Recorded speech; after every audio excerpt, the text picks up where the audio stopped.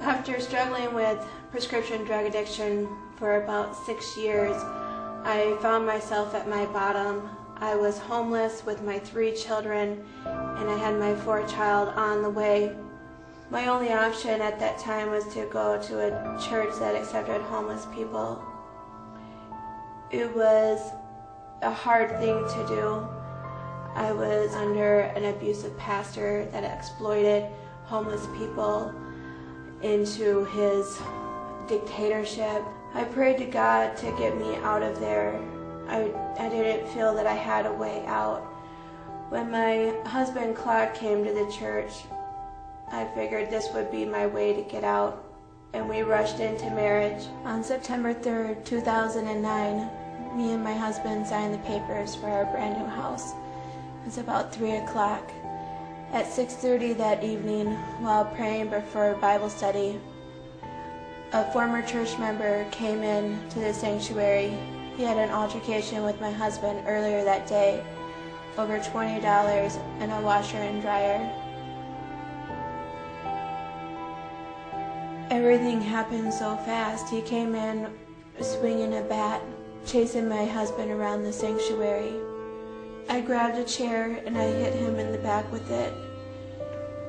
He let down the bat and walked out of the sanctuary. While this was going on, I could hear them screaming, "Sherry, get your baby. Sherry, get your baby." When I looked over, my 14-month-old daughter was laying flat on her back. I picked her up, and I knew that something was really wrong, and I rushed her to the hospital. Everything was so crazy, it was unbelievable. We had the helicopter team come in. She was airlifted to Fargo, the nearest hospital. She was in surgery.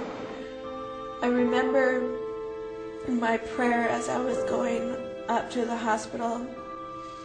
I asked God, please, don't let this change my life forever. But it did. Andrea was in surgery for about an hour, and the police and the surgeon came in, and I just remember him saying, she had. And at that point I knew he killed her.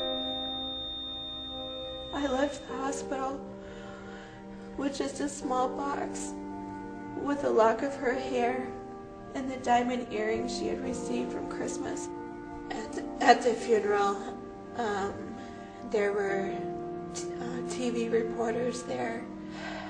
There were reporters outside of the church. There were reporters on the way to the cemetery.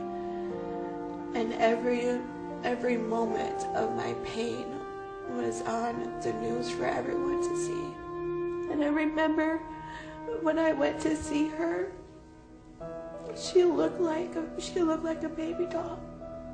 She didn't even look like my daughter. And I held her hand so tight, and it became warm. And for a minute, I felt like I had her again. Thinking back on that day, it just seems still very impossible, not even real, on how I could have made it through that time in my life. I remember wondering, God, where were you? And when I reflect back, I know that He was there. I would not have made it this far without Him. I knew that I could no longer live in that town any longer. And I found, through a friend, a program called the Healing House in North Minneapolis that could help me with my grief problems, separation from my husband, and struggling with prescription drug abuse. I did the program there for 18 months. At the end of my program, I decided that I wanted to continue to live in Minneapolis, work in ministry, and go to school, go to college.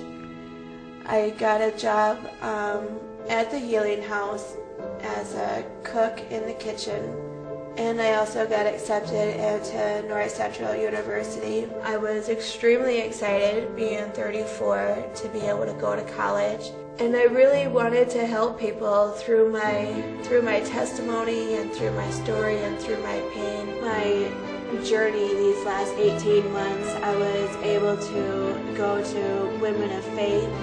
I was able to go to many churches where they had motivational speakers and pastors, and watching Joyce Myers and Beth Moore, and that's what I want to do. Through this story, I want to turn it around from going from the shocking details of a baby that was killed in a church to where that can be turned around and used for good.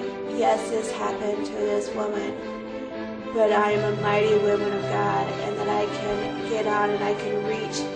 I want to reach like 800,000 people in a simulcast on how God was able to turn that whole situation around and use it for His glory.